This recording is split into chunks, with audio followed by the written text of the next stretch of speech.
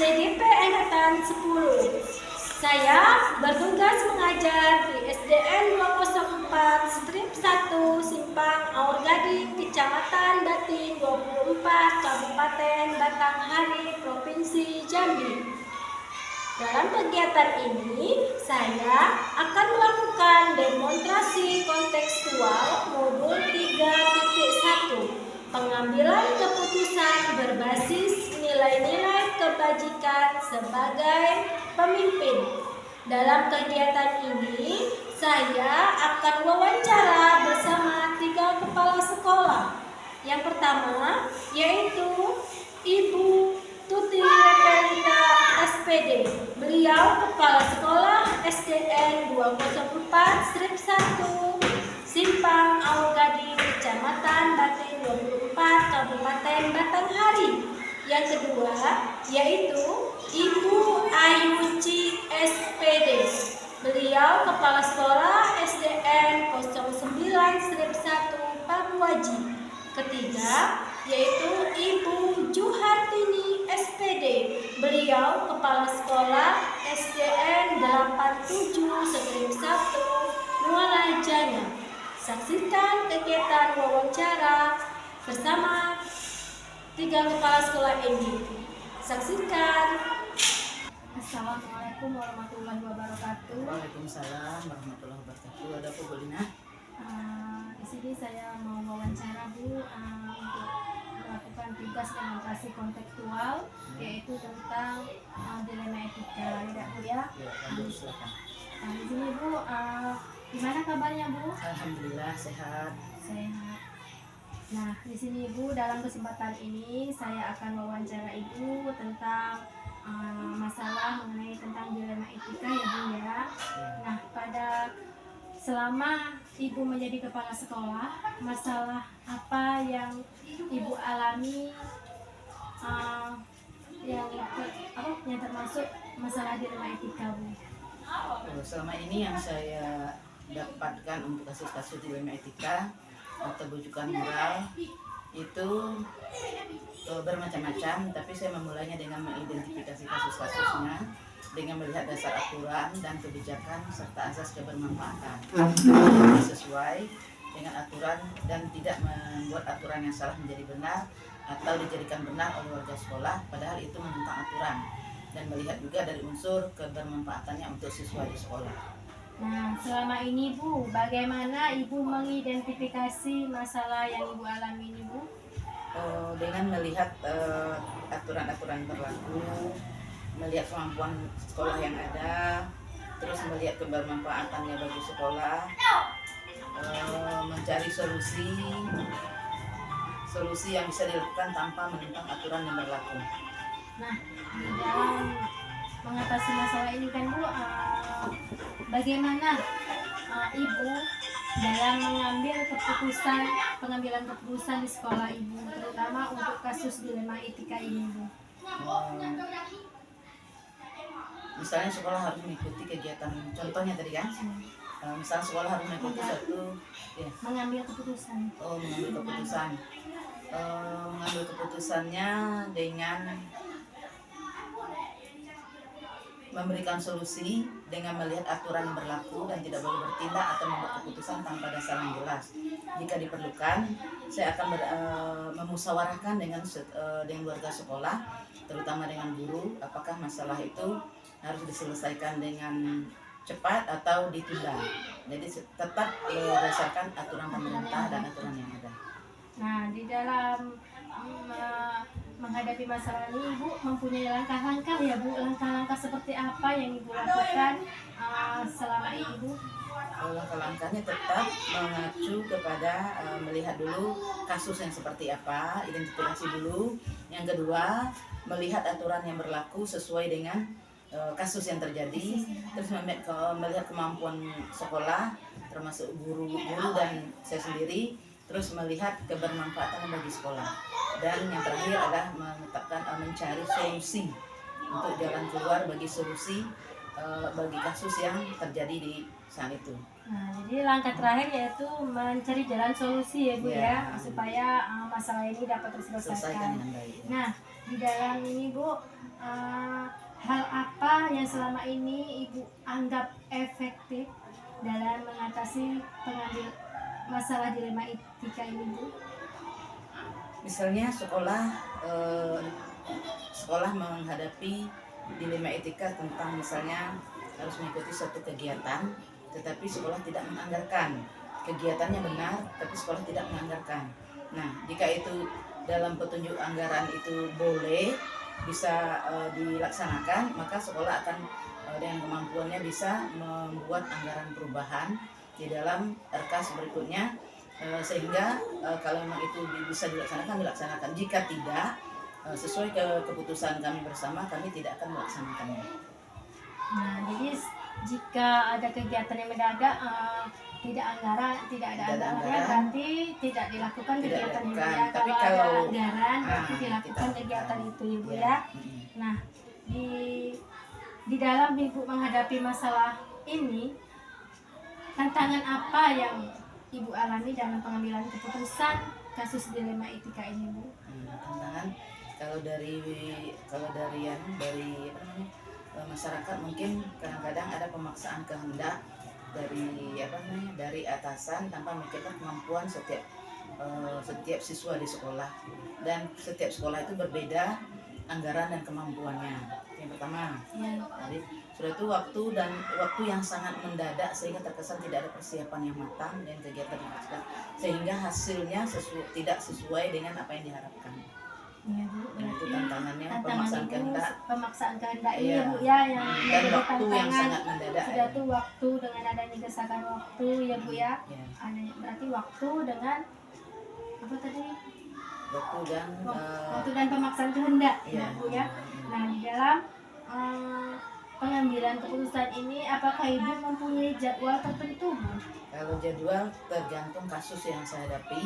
Jika butuh waktu dan penyelesaian yang cepat, maka saya atur waktu untuk yang tepat untuk penyelesaiannya. Jika harus ditunda, maka dapat kami musyawarahkan dulu sesuai dengan aturan dan pertimbangan yang lainnya. Nah, jadi dalam kegiatan ini Ibu tidak memiliki waktu tertentu, tetapi memiliki waktu saat adanya masalah ya Bu ya. Nah, dalam kegiatan ini Bu, siapa saja atau faktor-faktor apa saja yang mendukung Ibu untuk mengambil keputusan dalam menyelesaikan masalah ini Bu? Yang pertama adalah adanya teman-teman sejawat dan pengawas sebagai atasan kita di sekolah dalam mengambil keputusan, dan faktor-faktor yang membantu dari pengalaman kerja dan situasi yang sering dihadapi. Untuk kasus baru, saya lebih melihat kepada aturan berlaku dan kebijakan pemerintah daerah setempat. Iya Bu, mantap sekali Ibu ya. Berarti Ibu berkolaborasi dengan rekan guru, dengan Pak Pengawas, ya dengan orang tua ya Bu, dengan murid termasuk ya Bu ya. Nah, jadi dari semua hal yang telah Ibu sampaikan, pembelajaran apa yang dapat Ibu ambil dari pengalaman Ibu saat mengambil keputusan ini? Kalau dari pengalaman pengambilan keputusan menghadapi dilema etika adalah melihat kasus, kita dapat melihat kasus dari berbagai sudut pandang. Yang kedua, melihat aturan berlaku sesuai dengan kasus yang dihadapi, kita selalu berdasarkan aturan. Yang ketiga, dapat berkolaborasi dengan bermusyawarah dulu dengan teman sejawat dan karena untuk keputusan yang penting, tidak tergesa-gesa dalam mengambil keputusan, itu sangat penting. Yang berikutnya, menyesuaikan dengan kemampuan sekolah yang ada, melihat manfaat yang didapat oleh sekolah dan warganya. Tidak serta-merta membenarkan kasus walaupun benar, tapi kita tidak butuh dan tidak mampu, maka kita bisa tolak dengan tegas berdasarkan aturan yang berlaku. Ya, jadi mantap sekali dari pengalaman yang bisa saya ambil dari pengalaman Ibu ya Bu saat mengambil keputusan. Di sini memang kalau bagi saya sih pengalaman itu sangat luar biasa, karena Ibu sudah istilahnya mungkin pengalaman kerja Ibu kan sudah seumur saya ya Bu ya. Dengan adanya pengalaman yang memang luar biasa ini memang sangat bermanfaat bagi saya Bu. Nah, terima kasih. Dapat membantu. Iya Bu, sangat membantu nih Bu untuk saya, karena saya masih muda di sini, masih kadang kusu ya Bu ya. Dengan adanya pengalaman Ibu ini berarti menjadi pelajaran bagi saya bagaimana mengambil keputusan yang tepat dan benar Ibu ya. Terima kasih ya Bu atas kesempatannya. Saya akhiri ya. Assalamualaikum warahmatullahi wabarakatuh. Waalaikumsalam warahmatullahi wabarakatuh. Ya. Assalamualaikum warahmatullahi wabarakatuh. Waalaikumsalam warahmatullahi wabarakatuh. Perkenalkan, nama saya Lina Budi Lestari SPD. Saya CGP Angkatan 10, bertugas mengajar di SDN 204 strip 1 Simpang Pagadi. Nah, di sini saya akan wawancara tentang demonstrasi kontekstual, yaitu modul 3.1 pengambilan keputusan berbasis nilai-nilai kebajikan sebagai pemimpin. Nah, di sini saya akan wawancara dengan Ibu Ayuci SPD, beliau kepala sekolah SDN 09 strip 1 Pakuaji. Bu, dalam kesempatan ini saya akan memulai wawancara dengan Ibu ya, Bu ya. Silakan. Bu, bagaimana Bu kabarnya Bu? Alhamdulillah sehat. Nah, Bu, dalam melakukan tugas Ibu sebagai kepala sekolah ya Bu sudah bertahun-tahun. Apa masalah yang Ibu alami selama menjadi kepala sekolah, tentang masalah yang menyangkut berbasis etika, dilema etika? Terima kasih.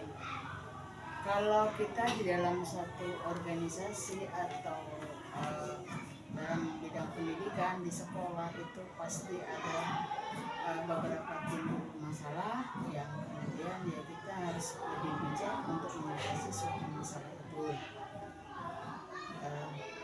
Saya rasa kalau untuk sekolah dasar itu biasanya ya paling-paling permasalahan yang terdapat pada siswa, kenakalan-kenakalan anak. Tapi kalau di sini tidak ada yang menjurus secara anarkis. Kalau masalah di guru, alhamdulillah sekolah ini untuk kesadaran sebagai seorang pendidik sudah cukup baik.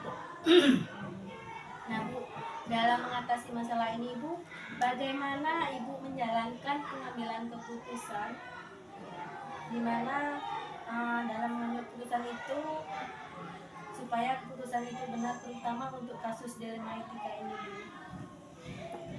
Yang pertama kan kita harus mencari informasi yang cukup tentang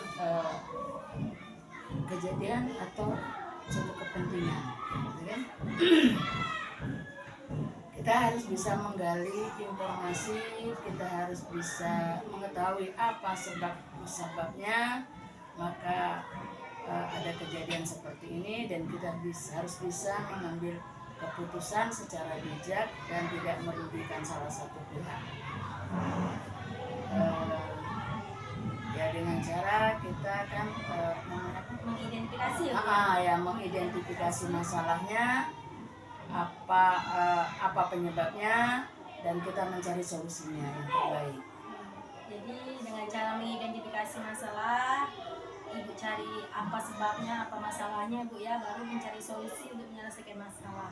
Nah, langkah-langkah seperti apa yang biasa Ibu lakukan selama ini Bu?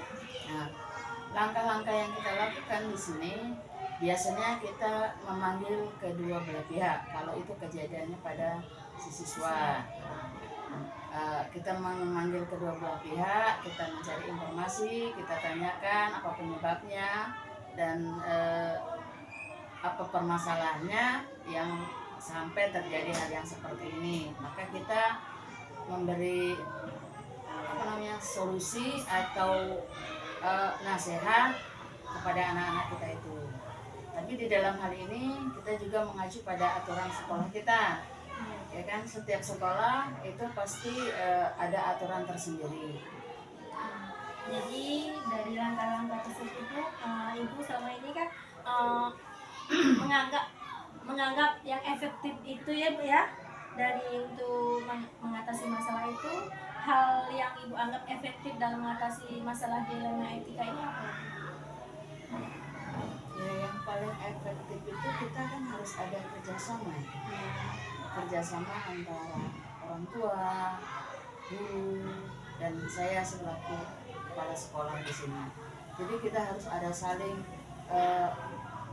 komunikasi untuk hal-hal yang akan timbul akibat ya mungkin kenakalan anak-anak kita ini di sini. Jadi kita pentingnya komunikasi lah terhadap orang tua. Ya, jadi di dalam menghadapi hal-hal yang seperti ini Bu, Ibu tuh pasti mengalami ada tantangan ya Bu. Tantangan Ibu dalam menghadapi masalah ini apa Bu? Kalau tantangan, saya rasa ya setiap permasalahan itu pasti ada tantangannya, gitu kan ya. Mungkin ada orang tua atau wali murid yang kurang memahami dengan aturan yang kita buat, tidak terima, mungkin ada permasalahan yang ditimbulkan oleh anaknya. Kemudian ya namanya permasalahan itu pasti akan timbul kalau kita kurang bijak mengambil keputusan. Ya, jadi apa dalam mengatasi masalah dilema etika ini Bu, apakah Ibu memiliki jadwal tertentu atau tata cara dalam mengatasi masalah dilema etika ini?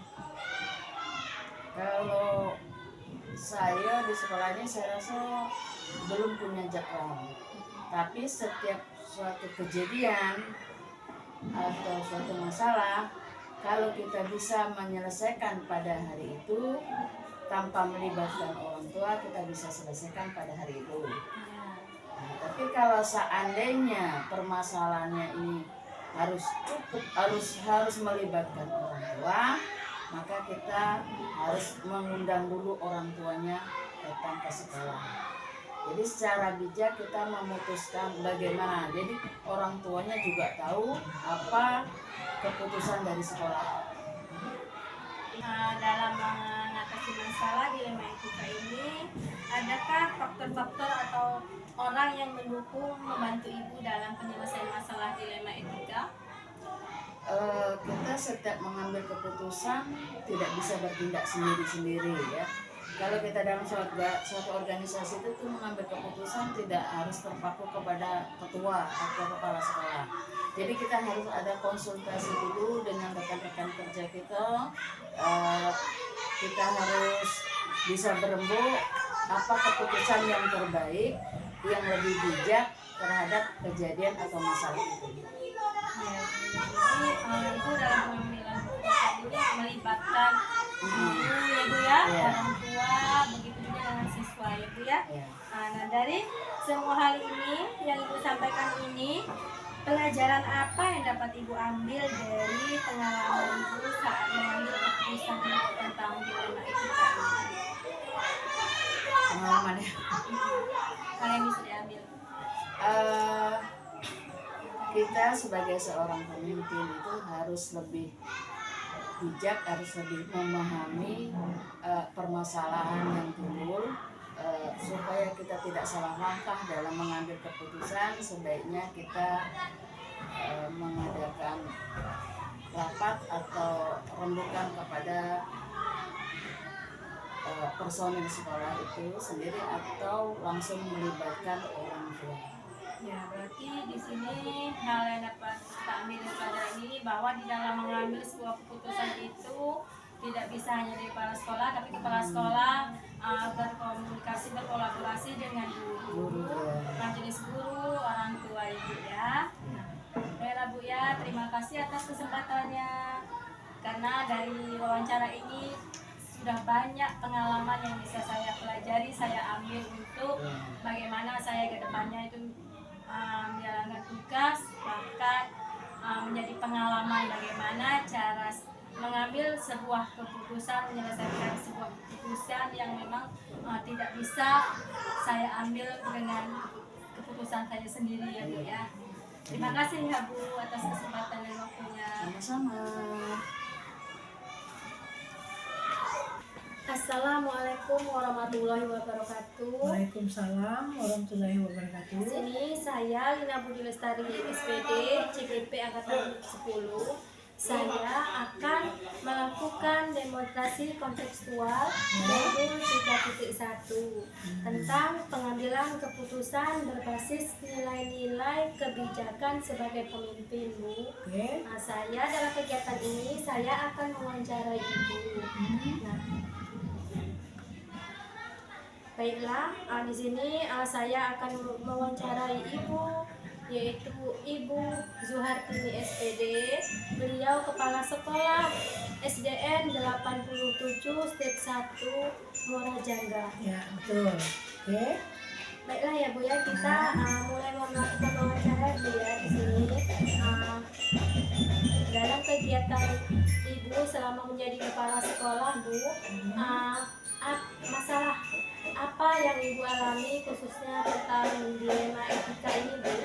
Adalah di sini karena ibu lebih kurang 15 tahun ibu jadi kepala sekolah, jadi banyak dilema etika yang dihadapi, terutama guru, terus istilah jangga, terus anak didik. Nah, di sini ibu bisa ibu ngambil keputusan bahwa kalau seandainya dilema untuk guru, apalagi banyak guru yang ada yang lebih tua, nah di situ kita melihat kurangnya IT. Nah, ya, jadi sehingga pelajaran, apalagi kita sekarang zaman modern, pelajaran itu makin maju. Nah, jadi karena seperti itu, kalau guru-gurunya yang muda-muda itu IT boleh kita bisa, tapi yang tua itu kurangnya IT, sehingga untuk mengajar itu banyaklah metode ceramah. Nah, itulah dilema yang ibu hadapi sekarang ini. Jadi masalahnya kurangnya IT pada guru yang sudah tua gitu ya. Kalau yang sudah muda, yang masih muda, Itu lebih bisa.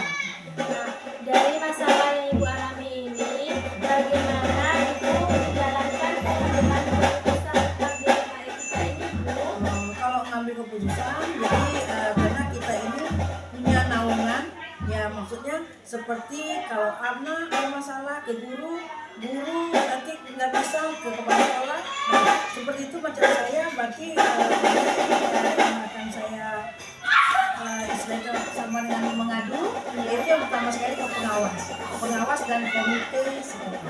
Itu. Nah, jadi Ibu mengidentifikasi masalah, bagaimana cara Ibu mengidentifikasi masalah itu ya Bu ya? Ya, betul. Nah, jadi langkah apa yang bisa Ibu ambil untuk mengatasi masalah yang Ibu hadapi ini Bu? Nah, langkah-langkahnya seperti karena kurangnya IT karena di zaman modern ini, jadi saya dengan komite dan pengawas bagaimana cara supaya guru-guru ini semuanya itu sejajar bisa semua IT dan efeknya itu ke anak-anak didik supaya semangat belajarnya kuat. Nah, langkah-langkah yang saya akan melaksanakannya, yang akan dilaksanakan itu dengan kegiatan pelatihan mungkin satu minggu satu kali untuk supaya guru-guru ini semuanya bisa IT. Wow, mantap sekali ya Bu Ya, atas usaha yang insya Allah. Ibu lakukan, langkah-langkah Ibu lakukan, bagaimana Ibu akan mengembangkan kemampuan IT pada guru-guru yang memang IT-nya masih rendah ya Bu ya. Ya. Nah, dari hal ini Bu, hal apa yang Ibu anggap efektif dalam pengambilan keputusan pada kasus dilema etika ini Bu? Kalau yang hal efektif ya mungkin dengan caranya kita mengadakan workshop, terus lagi seminar, jadi guru-guru tadi tuh bisa mengambil maksudnya keputusan seperti itu, dan mungkin di situ kan dengan adanya workshop dan seminar guru-guru lebih semangat. Tapi sebelum itu kita memang ada pelatihan 1 minggu 1 kali untuk guru yang harus bisa bagaimana cara menggunakan IT. Nah, dengan mengetahui IT sehingga akan membuat proses pembelajaran menjadi menyenangkan, Iya, Bu, lebih ya, dengan menyenangkan. menggunakan infocus, menggunakan video, Iya, ya, sehingga anak senang untuk belajar. Iya. Nah, dari kegiatan ini Bu, apakah Ibu punya jadwal dalam sebuah penyelesaian kasus ini, jadwal tertentu gitu Bu? Ya, punya jadwal tertentu. Yang pertama sekali karena kita rutin setiap bulan itu kita menggunakan rapat di semua majelis guru. Jadi di situ kita punya jadwal. Nah, jadwalnya itu ya kita memanggil narasumber yang untuk khusus menggunakan IT tadi. Ya, jadi ya menggunakan IT, menggunakan komputer dan segala macam. Sehingga jadwal itu sudah tersusun. Nah, guru itu dengan semangatnya mengikuti kegiatan seperti itu. Ya, kita punya jadwal setiap 1 minggu 1 kali. Ya, dengan semangat guru untuk mengikuti sehingga guru dapat menguasai IT semua ya Bu ya, guru yang mengajar SD ini. Ya. Nah, dalam kegiatan ini Bu, siapa saja sih Bu yang mendukung untuk pengambilan keputusan pada kasus dilema etika ini Bu? Nah, yang mendukung yang pertama sekali karena kita punya warga di sini, ya pertama pengawas, komite, dan orang tua murid juga mendukung. Kenapa? Kalau pengawas yang mendukung untuk supaya berpositif, guru tadi untuk menggunakan IT. Terus lagi kalau komite juga mendukung karena komite itu penyambung lidah dari wali murid. Nah, wali murid yang sangat mendukung kenapa? Karena supaya nanti anak didiknya itu setiap belajar ini sangat senang karena tidak seperti ceramah. Iya. Nah, kalau dengan adanya ceramah kan bosan. Jadi dengan adanya menggunakan IT, yang pakai video dan segala macam, anak itu lebih semangat. Ya, mantap sekali usaha yang dilakukannya Dak Bu, Ya, seperti yang itulah. mendukung semua guru mendukung bahkan sampai ke komite juga Iya, ya Bu ya. ya, betul. Nah, dari pembelajaran yang sudah Ibu lakukan dalam pengambilan keputusan, pembelajaran apa yang bisa Ibu ambil atau Ibu petik dari pengalaman Ibu saat mengambil keputusan dilema etika ini Bu?